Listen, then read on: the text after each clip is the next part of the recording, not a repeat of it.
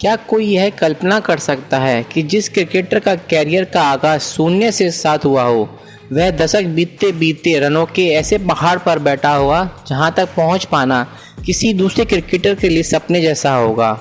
लेकिन कहते हैं ना कि क्रिकेट अनिश्चितताओं का खेल है, उसी तरह एक क्रिकेटर का कैरियर उससे भी ज़्यादा अनिश्चितताओं से भरा होता है। इस कहानी की शुरुआत होती है 1989 की सर्दियों से।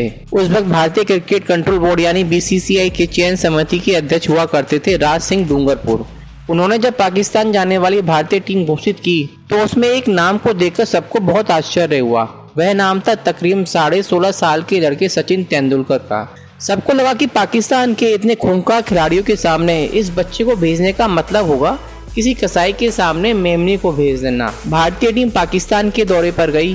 कप्तान श्रीकांत को छोड़कर सबने जोर लगाया और चारों टेस्ट मैच ड्रॉ पर खत्म हुए। उसके बाद शुरू हुई वनडे सीरीज। पहला वनडे मैच बारिश और बैड लाइट के कारण धुल गया।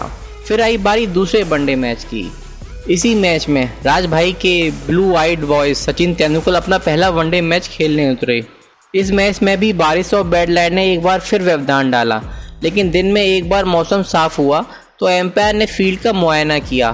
तय हुआ कि मैच 50-50 ओवरों की जगह 16-16 ओवरों का होगा। टॉस भारतीय कप्तान श्रीकांत ने जीत लिया और पहले फील्डिंग करने का फैसला किया। इस मैच में भारत की ओर से कपिल देव नहीं खेल रहे थे, लेकिन 3 नए खिलाड़ियों ने डेब्यू किया। 2 पेस बॉलर विवेक राजदान और सलील अंकोला और एक बैट्समैन सचिन तेंदुलकर। पाकिस्तान की बैटिंग शुरू हुई। दोनों ओपनर मसूर अख्तर और रमीज राजा ने संभल कर खेलना शुरू हुआ।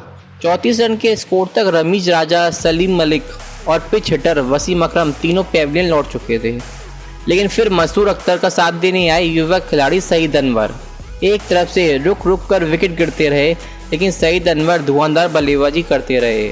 16 ओवरों के बाद पाकिस्तान का स्कोर रहा 9 विकेट के नुकसान पर 87 रन। इसमें सईद अनवर का स्कोर था 32 गेंदों पर 42 रन और नॉट आउट। इसके बाद इंडिया की बैटिंग शुरू हुई।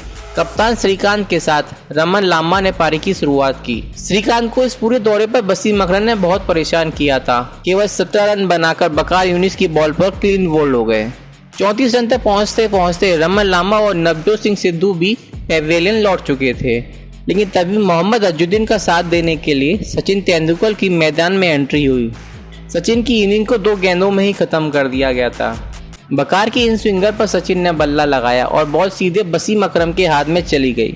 सचिन तेंदुलकर के वनडे करियर का आगाज अच्छा नहीं रहा। वैसे 1 महीने पहले सचिन के टेस्ट करियर का आगाज भी अच्छा नहीं रहा था।